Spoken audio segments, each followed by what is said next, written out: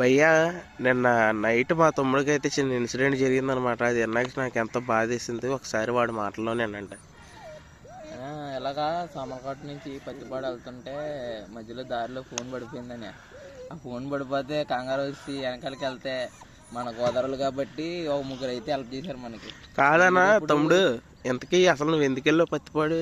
మా గుంటూరులో మా సార్ ఉన్నాడని, ఆయనకి కొద్దిగా ఫిష్ గట్ట అంటే ఇష్టమని, కొద్దిగా మంచి మనిషి, ఆయనకి ఫిష్ గట్ట ఇద్దామని వెళ్ళాను.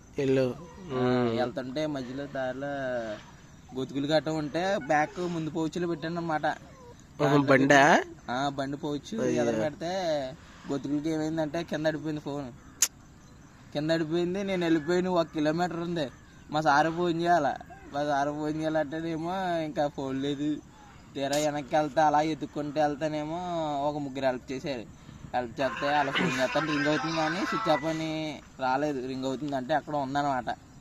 అలాగే వెళ్ళి చూశాను, చూస్తానంటే కనబడతలేదు. కట్టగాల్లో మళ్ళీ 3ఓసారి 4ఓసారి ఫోన్ చేస్తే స్విచ్ ఆఫ్ అని వచ్చింది. అంటే దెబ్బ అయినట్టే కదా. అవును. ఇంకా సార్కి ఏమి ఇవ్వలేక నేను వెనక్కి బాధపడతా ఇంకా అలా వచ్చింది. చూసారు భయ్య, మనం ఫోన్ లేకపోతే మన కాంటాక్ట్స్ అని గుర్తుండవు 1-2 కంటే. అది ప్రతి ఒక్కరు కనీసం 4-5 నెంబర్లు గుర్తించుకోవడానికి ట్రై చేయండి.